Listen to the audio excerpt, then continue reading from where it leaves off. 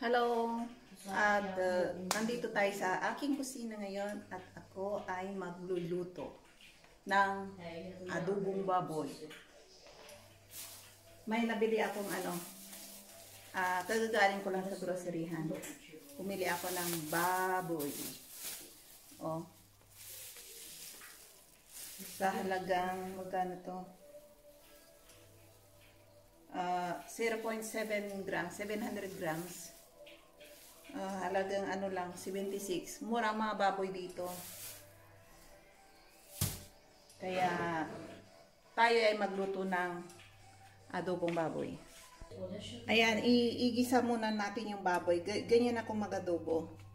Inuuna ko yung hindi sibuyas, hindi bawang. Kasi kapag inuna mo ang bawang, tapos ihuli mo to, yung sibuyas at bawang nasusunog. Kaya ito muna, i-prito ko muna ng konti. Tapos ilalagay ko yung bawang at sibuyas mayat maya. Pa-brownin lang natin ng konti. Ayan, ganyan lang yan. Wait. Ayan o. Pa-brownin natin itong baboy na to. Huwag iuna yung sibuyas kasi nasusunog habang piniprito at pinapa-brown. Ganyan ako magluto. Para magkaroon ng kulay itong adobo, habang piniprito nyo, prito ba, lagyan nyo ng soya sauce. Soya sauce ng soya sauce. Ganyan. Magiging may kulay yung karne niyo. Kasi kapag medyo hinilin nyo, yung kulay ng adobo nyo, medyo puti. Kaya ganyan ako magluto. Lutong Pangasinan. Shout out sa mga taga-Pangalato dyan. Pangasinan. Ayan. Ganyan. Tingnan niyo. Nagiging may kulay na yung yung baboy. Nagiging medyo brown na. Ayan. Prituhin nyo lang. Ganyan. Huwag na huwag nyo iuuna yung sibuyas. At masusunog yung sibuyas ninyo. At nagmamadali kayong lagyan ng tubig kaagad-kaagad. Ayan. Ganyan. Kapag yan naging brown na ng konti, saka natin ilagay yung sibuyas. Ganyan ang luto ko. Ayan. Ganyan ako magluto. Kasi may restaurant ako dati, naranasan ko na mga ganito, maraming complain ba. Ayan. Sa lahat ng complain, diyan ka matututo sa lahat ng complain na ganito, ganyan. Tuturuan ka pa kung ano ang maganda sa pagluluto. Ayan. Natuto ako. Ayan. Tingnan nyo adobo ko, Ayan, ang ganyan ang pag-adobo kung may restaurant kayo. Tapos lagyan ng mga seasonings habang piniprito. Ayan, ganyan. Ayan, habang nagluluto tayo. Yan naman yung batang yan. Dabog ng dabog. Kanina pa yan. Ini-smash niya yung yung table niya. Tingnan niya. Sama ng tingin sa akin, para ako pang may kasalanan. Kausap niya yung friend niya. Check natin yung adobo natin. Adobo ni Aling Jean. Ayan. Palambutin natin to. Mawawala rin tong itong sabaw nito. Mawawala rin yan. Believe me. Magluto tayo ng ginataang gulay naman. Ito, frozen. Pag may kalabasa kayo at hindi nyo naubos, ang gawin niyo kapag may refrigerator kayo, ibalatan niyo at i-chop-chop niyo, tapos ilagay niyo sa freezer. Magagamit niyo yan kahit isang taon. Huwag niyo itapon. Nakikita ko sa TV, sa Jessica Soho, mga kalabasa pinagtatapon nila. Talaga ba na mga Pilipino frozen yan. Frozen to. Masarap. Parang bago. Tapos frozen din ang green beans. Mga frozen dito, itong kalabasa, bumili ako, napakalaki.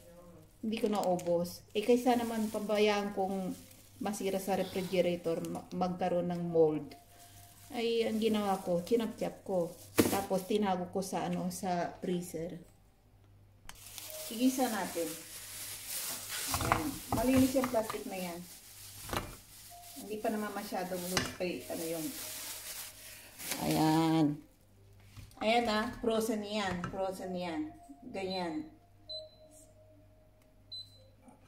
Sa bansang mga nagyayelo, mga gulay rito, expensive. Kaya kailangan matutong mag-preserve or anong gagawin. Huwag magtapon. Daming naguguto ngayon. Ayan. Frozen beans. Sa inyo rin, kapag hindi nyo naubos yung mga bagyo beans ninyo, huwag nyo pabayaan sa labas ba na ilagay nyo lang dyan. Nagiging kulubot ba? Ang gawin ninyo, ilagay nyo sa plastic. Tapos, itago ninyo sa freezer. Lahat naman yata ngayon sa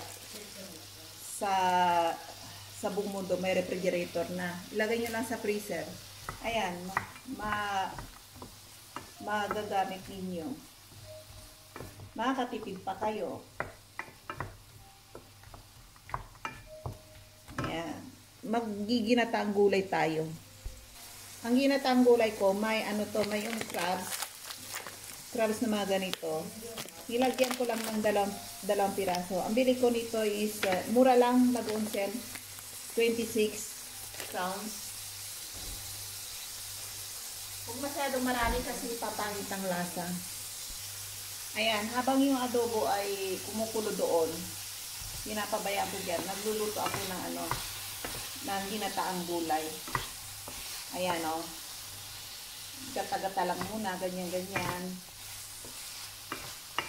Ganyan lang. Igisa mo muna yung gulay. Tapos, medyo don't worry, pag frozen pa yan, maluluto rin yan dito sa lagyan nyo ng tubig. Tapos, pabayaan yung kumulo. Ayan, may binuksan akong gata ng nyug. Mura kong nabili sa groceryhan. Sa lahat ng groceryhan dito sa Czech Republic, may binibinta silang coconut cream. Kaya don't worry. Mga Asian toyo, ganyan, kikuman, Chinese toyo. Mag-ingat lang kayo sa Chinese toyo nila. Soy sauce. Kasi pag nabili nyo yung dark soy sauce nila, ang pangit ng lasa. Kaya huwag kayong bumili ng Chinese soya sauce. Ang bilhin ninyo yung kikuman. Kahit na mahal, maganda naman, masarap. Haluan nyo ng magic sarap. Dito sa Czech Republic, huwag na kayong magdala ng mga galing Pilipinas na magic sarap. Mas masarap to. Magic sarap din to. Mas masarap to. Kaysa yung galing sa Pilipinas na magic sarap. Natikman ko na yun. Pero mas masarap tong sa Czech Republic. Parehas din ang kumpanya Magic. Kaya dito na lang kayo bumili. Huwag na kayong magpapagbagahe na mga ganyan-ganyan. Ay, napakarami naman ng... ilagay ko na lang doon sa adobo. Yung magic sarap. Kailangan lagyan nyo rin ng magic sarap yun. Ayan, ganyan. Kasi nakikita ko, maraming nagdadala ng magic sarap. Baka hindi nyo alam, yung ito, magic sarap din to, masarap to kaysa doon sa galing Pilipinas. Masarap. Try nyo, magpabagahe, ipatikim nyo sa mga kamag-anak nyo doon sa Pilipinas. Mas masarap to. Ayan kumukulo. Palambutin ko yung gusto ko yung kalabasa ay malambot na malambot, parang mushy ba. Tapos mayat-maya lagyan natin ng ginataan. Ayan. Yung adobong baboy ko naman, ayan, dyan ka lang. At medyo para mabawasan kaagad yung tubig niya. Huwag niyong takpan ng ganito. Ganyan nyo para mabawasan yung tubig niya. Lagyan natin ng asin. Konting asin lang. Ayan, ganyan lang yan. Yung asin na yan. Tapos, haluin natin. Ito, masarap sana kapag yung adobo, magiginatang adobo tayo. Wag na, puro gata na ang lamang ng tiyan ko. Kaya adobong pure na lang yan. Ayan. Ayan. Habang luto na tong itong gulay ko, kumukulo na. Ayan, lagyan natin ng gata. May sabaw yung nyug. Ayan. Hintayin natin haluin natin. Itong panghalo natin. Lakasan natin ng apoy. Ayan. Kapag inopon nyo ito ng ganito, huwag mo ilakasan nyo ang apoy konti para mawala yung yung tubig niya. Medyo malambot na yung karne. Ngayon, matubig pa. Ang gawin niyo para mawala yung tubig niya. Buksan nyo ng ganyan, tapos lakasan nyo ng apoy.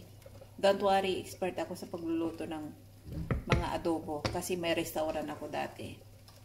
Nagsaserve ako ng mga catering ako sa mga factory sa Taiwan. Na mga factory worker dyan. 100 na pirasong pintang box, yung mga box or order na delivery box. Ayan. Or 200. Sa isang araw, nakaka-500 piraso ako na order. Ayun. Sobrang pagod ko ba? Ay hindi, na. Kaya yun. Nakakapagod ang may restaurant kaya sa pagluluto sa kusina. Ayan. Ayan, medyo pakuluan natin ng konti para pag hindi ko to naubos ay yung yung gata na nilagay ko medyo malamig, kailangan pakuluan para kapag hindi naubos ilagay sa ref, hindi nasisira. Ayun. Ayan. Sa akin lang to kasi yung asawa at anak ko hindi sila kumakain ng ganitong mga gulay, Asian gulay na ganito. Ayan, sanay sila sa mga pasta, mac and cheese, ganyan, mashed potato. Yan ang mga sineserve ko sa kanila. Ngayon, yung adobo mamaya, ipapatikman ko yung kumakain din ng asawa ko ng adobo. Huwag lang masyadong maasim na maasim. Or mga sinigang. Ayaw niya yan, yung sinigang. Ayaw nilang kainin yung sinigang. Oo, pero kumakain sila ng dito sa Czech naman ay may fried rice. Yun. Gustong-gusto nila ang fried rice. At yung adobo na yan, parang meron dito na version nila. Ang ginagawa nila, hinahaluan ba nila yung cabbage na may yung bang cabbage na atsara at saka yung dumplings nila. Yun ang version nila ng adobo style. Pero hindi rice ang pinapartner nila, dumplings. Ayan, patayin ko na to. Patayin ko na yung yung ginataan ko. Hello guys, nandito na naman tayo. As usual, tingin tayo ng mga hindi ko pa alam. Tara, kung ano makita natin. Hinihintay ko yung anak ko rito papunta eh. Nasa classmate. Binisita niyo yung classmate niya. Kaya hintayin ko siya dito. Mamaya pupunta ako sa grocery. Bibili ng ano ba yun? Bao ng anak ko bukas.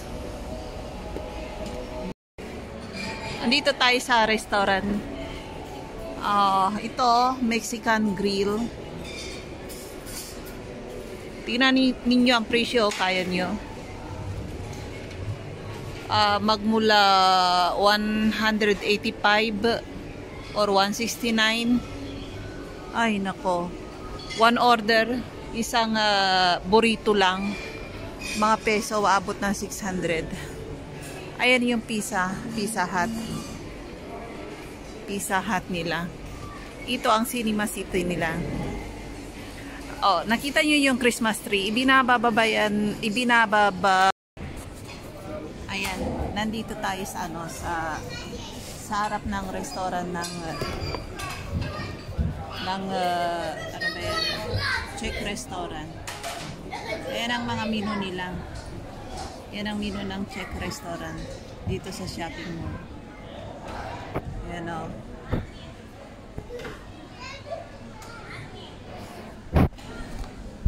Kita ninyo. Masasarap ang mga pagkain dito sa Czech restaurant na to. Daming tao ngayon, oh. Daming kumakain. Mag-aalas 6 na. Mag-aalas 6 na. Andito ang mga tao. Kasi linggo ngayon. Yung mga restaurant sa labas, sa street na restaurant, sarado. Kaya nandito lahat ang mga tao. Ayun. Ayan. Ayan, dyan sila. Pati ako. Nihintay ko yung anak ko eh. Anak ko, yung cellphone ko wala nang space for videos and picture. Ipapalinis ko sa asawa ko to.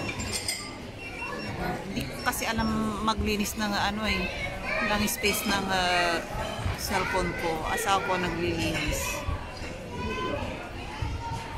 Yan o, ang daming tao.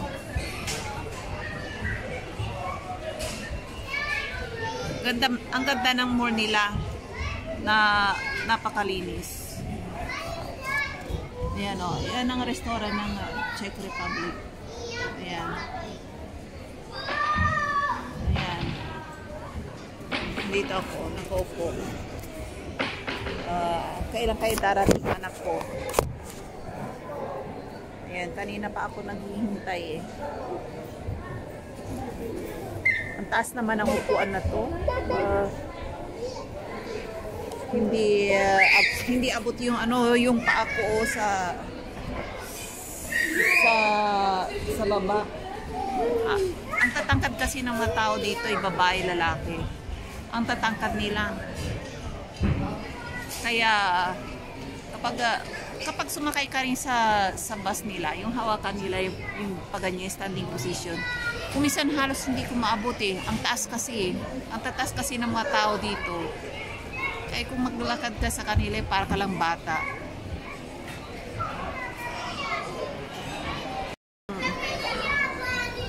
Ito ang fast food nila. May Vietnamese, may Burger King,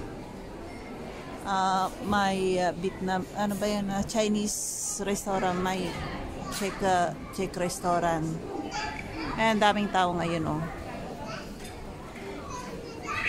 Ayan, may coffee shop din.